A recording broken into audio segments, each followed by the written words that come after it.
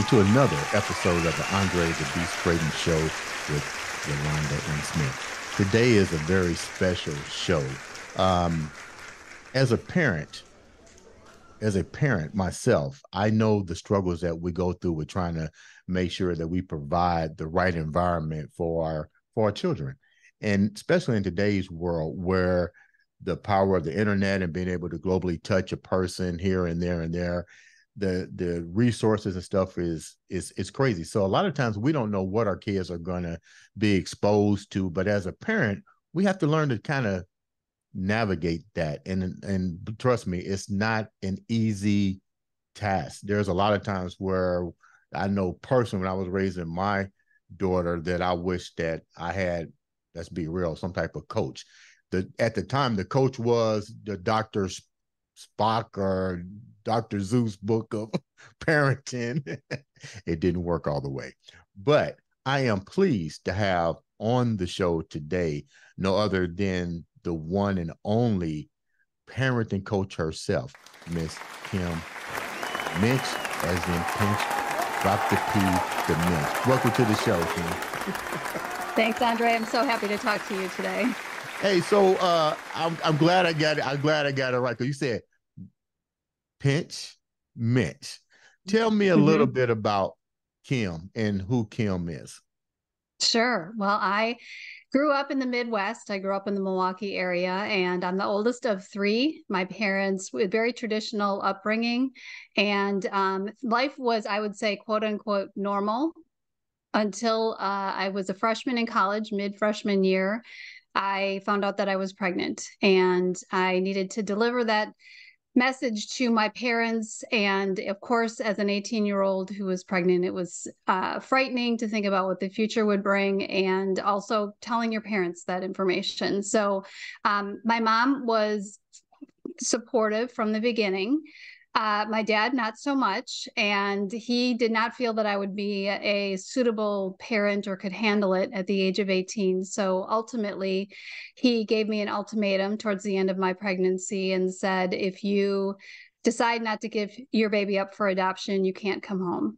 And so it was a very emotional choice, obviously, but I felt strongly during the entire pregnancy that I was meant to be this child's day-to-day parent. And so I made the difficult decision to go against what my parents wanted. I mean, my mom was supportive of me. However, she wasn't going to cross my dad in order to support me, put it that way. Right. So bottom line, I moved out. I, as a very, very pregnant young woman, went to the downtown Milwaukee welfare office, applied for benefits, and moved out of my family's home on $360 a month in food stamps. And it was clear to me, and that it was a very humbling experience. And several months into it, I realized that if I tried to go out and get a job, that I would then my benefits would go down. And so I was trying to figure out how I was going to be able to move out of the system. And my mom did step in and chose to babysit for my son during the day so I could get a job as a secretary. So ultimately, she did step in and support me. I could not have done what I did without her help. Let's go back a little bit. Not to cut the story off, but let's go back and kind of piece this together for the viewers. Now, let's take the viewers into the mind of an 18-year-old freshly pregnant. Rules are set in place in the household. You're definitely a daddy's girl, like most girls are in the household. Tell me about how that was and how difficult that might have been going to your parents and explaining and what that was really like. Let's try to go piece by piece here. I knew that my dad did not like my boyfriend, and so that made it extra difficult. And I am sure that my dad probably did not like my boyfriend because he wasn't in college. He really didn't have a job. And I was very enamored with him. I missed curfew several times before I went to college. And so I think those were all the reasons going in that my dad didn't care for him. So that made it extra difficult for me to share that information because I knew my mom would be more understanding and empathetic. I went to her first and she told my dad, and then I was summoned back from college to have a conversation with my dad, who very clear, made it very clear that he was extremely disappointed in me. What was your And dad's occupation at that time? He seemed uh, pretty stern. What was your dad's occupation? What was he doing for a career? he managed money for people. He's a Okay. money manager. Okay. So, and I had a Catholic private school upbringing. Um, I think in part, if I look back on it, it had a lot to do with how it would look to other people. I'm sure that that contributed to his attitude. Okay. Um, so regardless, I finished out my freshman year. I was 6 months pregnant when I finished my freshman year and came home for the summer. And when I came home for the summer, I nannied every day because I knew I needed to make money, but I didn't want to be in the public eye. So I nannied for a couple that had a brand new baby, which gave me experience with a brand new baby, quite frankly. Right. But it was towards the end of the summer. My son's birthday was yesterday. So towards the end of the summer, he very much said, "You'll either give this baby up for adoption or you won't come home." And so it required me, fortunately, to be honest with you, I didn't know what welfare was. The woman that I nannied for that summer told me, if you need to move out, this is what you can do. And she helped me figure out where I needed to go and So what you I did needed have to do. somebody there to navigate, even though. Yeah. But Yeah. what do No, you do when your dad gives you that ultimatum and you don't have the resources, nor did you have the ability? Who did you go to talk to then? What did your mom say about it? I mean, because this is now a family crisis. yeah. I'm sure my parents have since divorced, and I'm sure that that first major issue was one of the things that probably led to their divorce. I would think they didn't divorce until many years later, but I'm sure that the incident and the situation with me caused a lot of strife in my parents' marriage. So how did I navigate it? Again, I had this wonderful lady I was nannying for that kind of understood the situation and was willing to at least share with me how to go about it.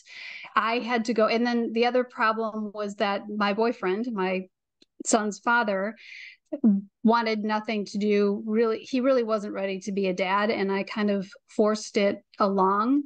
And like, he took me to the welfare office, but he wouldn't go in with me. Like, I had to do it by myself because he just wouldn't support it. So suffice it to say, he and I had a tumultuous relationship the first 2 years of my son's life. And then I decided I needed to get out of that because it was detrimental to me. He was never mean or short tempered with my son. It was me that he would take things out on. But come to find out, after I left that relationship, he turned his focus and his abuse onto our son.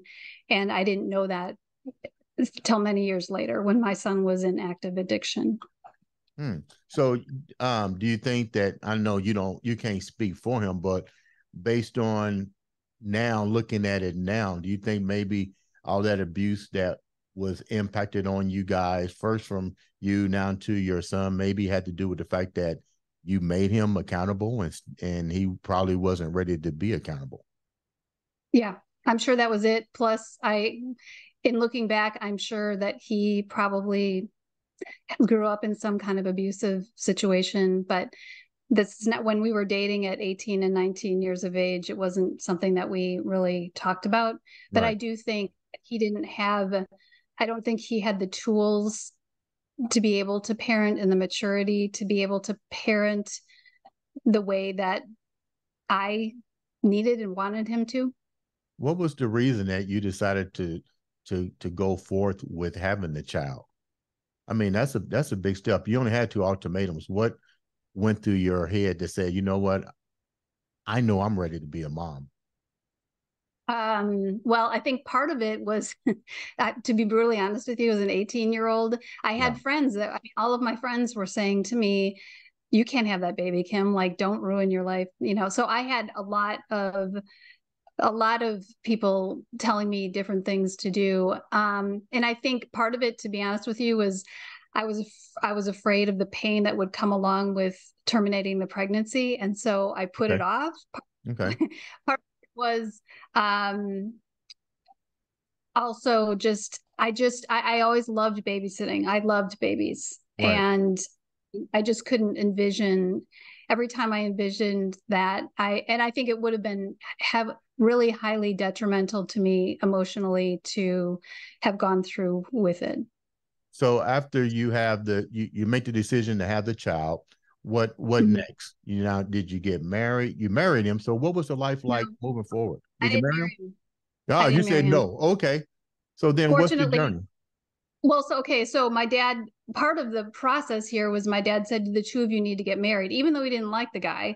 He Okay. said you have to get married because, of course, in my dad's eye, you know, it looks better, at least if I'm married. And fortunately, both of us at the time said, no, we're not going to do that. So fortunately, I didn't make that additional commitment of marriage.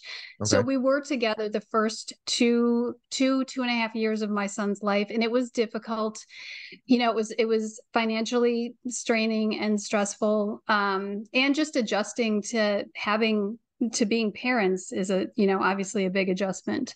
Right. But it became his temper and his verbal abuse became more and more often and more intense, and he was kind of trying to isolate me from family and friends and things. And then it turned into physical violence, and once it turned to physical violence, I decided that was it. I have to get out of this. And so he stalked me. I mean, like, it was pretty intense, Andre. Like, it was, to get out of it was not an easy situation. And that made You was what, co-parenting 21 at that time, maybe 2021?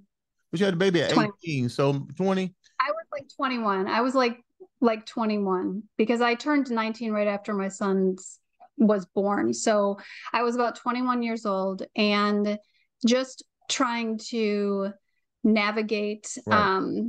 because he did stalk me. Like, he did not make it easy, and we still had to co-parent. Did you share this information with your parents? Was there a support group when you was going through this abuse in the household at the age about 20, 21, 22?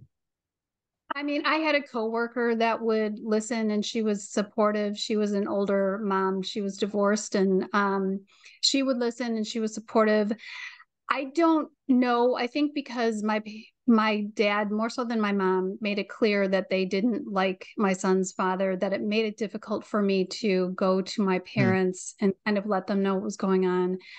I did have to. There was a point at which I had to, like, it was a middle of the night kind of situation, and he was banging on the door, and I did call my parents, and the police. And that was kind of the culmination of him shifting away from stalking me. And then very quickly after that, he had a new girlfriend, and very shortly after that got married. So, You probably was but again, like, hey, thank goodness this has happened for him then. yeah, I hated it, to be honest with you. I'm sure, and they were married a long time, so I'm sure that she probably endured a lot of abuse herself. But and I feel bad for that for her. But and what I didn't realize, again, when I left the relationship, was because he was never harsh with our son. I didn't realize that once I left, he would turn that towards my son. Take us down that part during the transformation of your son and how you was able to navigate to not only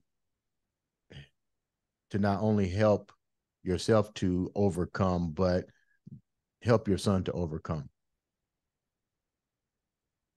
Well, okay. So I guess to fill in a little bit here, um, like I said, I left the relationship. I still had to co-parent Hmm. with his dad. I ended up getting married and having four other children with my husband. And so we co-parented. He would come back and forth, living between two very different homes. And when my son got to be a teenager, I had to see his dad less often because my son got a driver's license, and I Right. wasn't as involved. His dad's drinking had escalated at that point. But I also knew that I felt that because my son was honest with me about the drinking and about sometimes his dad would get angry. He didn't share nearly as much, but I didn't, because he was a teen boy, I didn't worry about him as much. I figured he could handle himself with his dad. Right. It wasn't until a long time later, when my son was in treatment for alcoholism, that I truly understood the depth of the verbal and physical abuse that he received at the hands of his dad. How does that make you feel when he was sharing that with you? And when did you suspect that your son start having an alcohol problem? Um, my son started drinking to cope with anxiety and symptoms of OCD and depression at 15.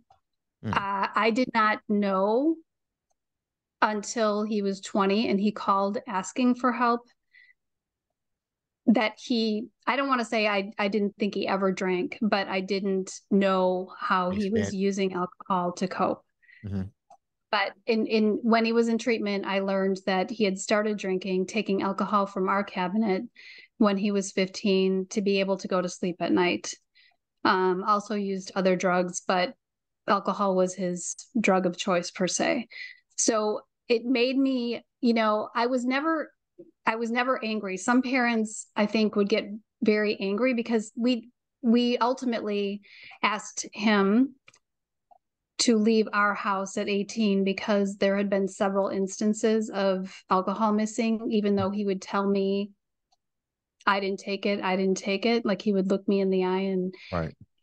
I was never I was never angry with my son about lying or about how he coped, because in learning about the treatment that he received, I understood. And even if we had gotten angry and punished him, I'm not sure that that would have changed the trajectory and the Right. course of what he was going to go through. What was the impact like in your home now? Because now you're married. You have an older son, but you have other children now. So take the viewers down. What's his like in your mind? Because that's your son. You know what I mean? Yeah. How do you keep harmony and balance, but still at the same time try to educate your new husband, who this had to be totally new to him too, foreign, because you recognize what's about to happen, but you got to navigate this whole house and still help your son at the same time. Right. I definitely felt over the years, especially as my son became a teenager, that there was growing tension between my husband and my son. My son was not a studious, he wasn't really into school. And, that was important to my husband and I, very important to my husband. And so that could be very triggering to him at times. Um, they didn't have I think in the beginning, when I married my husband, and my son was just 3.5, so my husband's been involved in my son's life basically his Yeah. entire life. Initially, the first several years went well. It was during those teenage years that I got caught in the middle more often, trying to balance my son and having a first teenager, and trying to figure out what was normal teen behavior and what might be something to worry about, Right. and my husband, his feeling about what a teenager should look like. Correct. Correct. So with that said, were there how did you navigate with the parent? Because a lot of this seemed like it took place during the interactions of the child going from home to home. Because naturally, you said there was some abuse going on in the house. So naturally, a lot of that stuff was also getting feedback once he came back to to your environment. Yeah, I would definitely say, in looking back at it, it always took my son a day or two to kind of Readjust. get back to normal. Yeah. And I didn't understand that obviously at the time. In fact, I probably thought it was kind of annoying. He would be a little bit more abrasive, and, it just took him some time to get back into our family dynamics. And truth be told, I think part of my son's drinking, and I've said this and I wrote it in my book, I think he didn't feel 100% accepted or welcome in either environment. And so I think it made it that much more difficult. His dad had certain demands and certain things that he wanted when he was at dad's house. And we had a family and other kids, and the dynamic was different at our house. So he was trying to fit in two different environments all the time. When did the call for help come out from your son? So as I mentioned, I was raised in Wisconsin, and we got married there and had our kids there. And my husband took a job in 2007 in Texas. So at that point, my oldest son had graduated high school, and he had moved out because we had had this confrontation about alcohol with him. So he had moved out. He had moved in with his dad at that time. And we moved to Texas in May of 2008. So we moved in the spring of 2007. In May of 2008 is when my son called me and said, "Mom, I've lost the last 3 days of my life to alcohol. I've spent all day recovering from an alcohol binge. I need help." Wow. And that was the beginning of a long, like several months of major ups and downs before getting him into inpatient treatment. Ended up bringing him down to Texas and putting him in inpatient treatment. And that wasn't the end of his active addiction either. He relapsed a handful of times, including when his dad died. But that ultimately, his dad dying at the age of 42 of alcohol, I think is what, even though he had a temporary relapse after that, ultimately is what pulled him back into wanting to long-term sobriety. And he's been sober for 13 years. Congratulations on that. Congratulations. Yeah.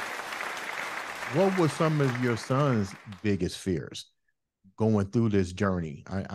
I know you said you did share a lot of that in the book, but tell the viewers, what were some of the things that you looked at as a mother with him sharing with you and go, "I had no idea. I might have seen it. I should have addressed it. I'm sorry," or "I had no idea." Because I think let me do it where it makes a little bit more sense.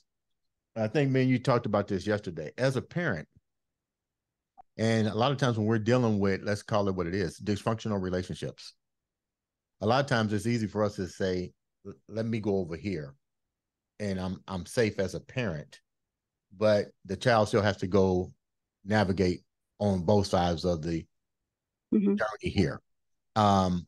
From a parent standpoint, what were some of the things that your son shared with you that you go, "Wow, you know what? It was there and I didn't see it, and I wish I could have did something different"? Well, I think there were times when my son feared for his life, that his life was threatened.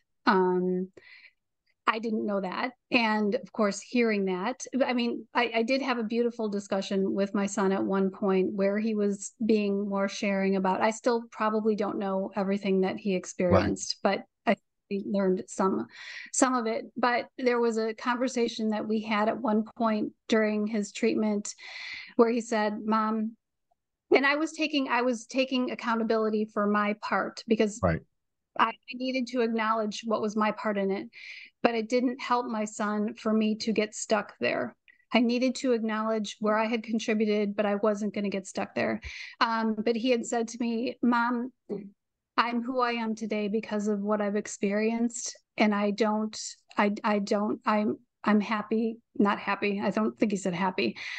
I don't regret anything I've experienced because it's brought me to where I am today. And I don't blame you. And I don't So, and of course, that was incredibly comforting, obviously, to hear, hard to hear, right? But I tried to have the best relationship that I could with him during his high school years. I know that was a more difficult time. I think that was really when things escalated at times. But I had 4 other kids. And Right. so I could beat myself up, as any parent could, all day long about all the things that I missed, but that doesn't serve my son at this point in his life. I need to acknowledge where I was contributing by not seeing or not knowing, Right. but to sit in that doesn't serve my son. Let me ask a question. What were some of the things that you talked about a little bit? What were some of the things that you wish you had have addressed prior? There were times when my son wouldn't get, it was very difficult to get him up and moving for school in the morning. So I think what you're asking me is, were there things that I was seeing that, Correct. Correct. yes. Okay. So odd smells from my son's bedroom, and found out years later he was, and I did search his room sometimes, Mhm. but he was actually brewing wine in his closet, and I didn't know that. So there were weird smells, but I didn't know if that was weird teenage boy smells or what it Right. was. Come to years later, he was making alcohol in his room. There were times when I couldn't get him up and moving for school, and that was as a result of his drinking the night before or smoking marijuana the night before. I mean, him having to medicate himself to sleep made it very difficult for me to wake him up in the morning. And I just wrote it off as like, he hates school.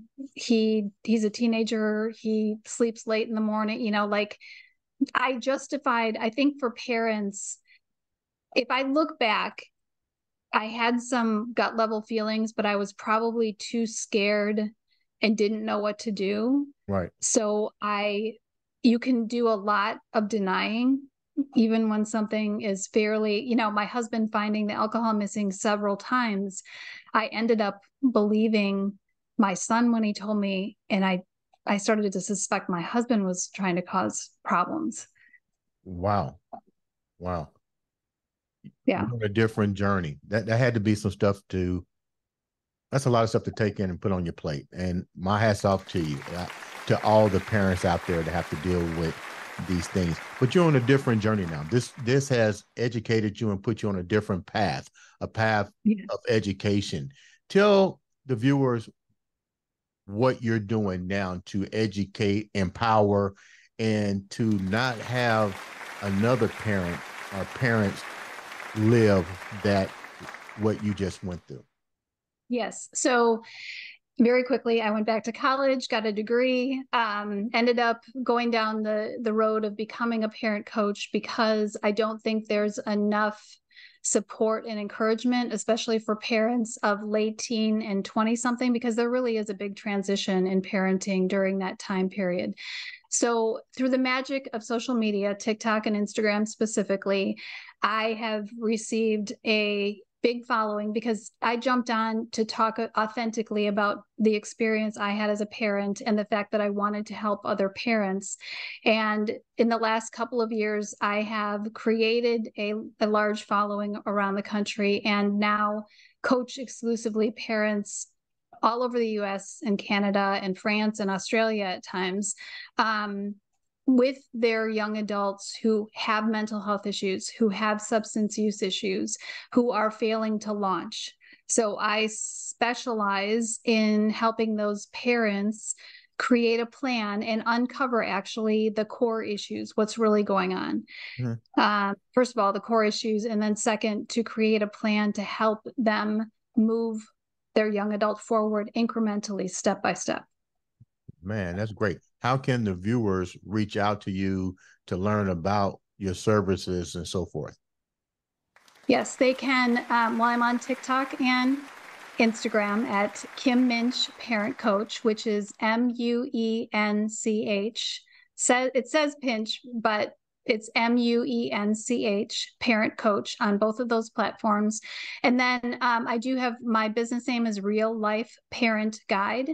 So they can certainly go to my website, which is reallifeparentguide.com. And you mentioned, or I mentioned, that I had written a book. So if you want to know my answer, how do we get that book? Yeah. But if you want to know my entire parenting journey and all the stuff that we talked about today and then some, my book is called Becoming Me While Raising You, A Mother's Journey to Herself. And it's available on Kindle free and in paperback on Amazon. You've been doing this for a while, so we're gonna wrap up with another couple of questions I want to ask. What are some of the things you've been doing this and educating and coaching? What are some of the repetitive things that you've seen with parents as you're teaching this that you go, give me 3 things that you see repetitively with this program? Their emotions get in the way of being an effective parent. Emotions like guilt and fear, for sure. They lack confidence.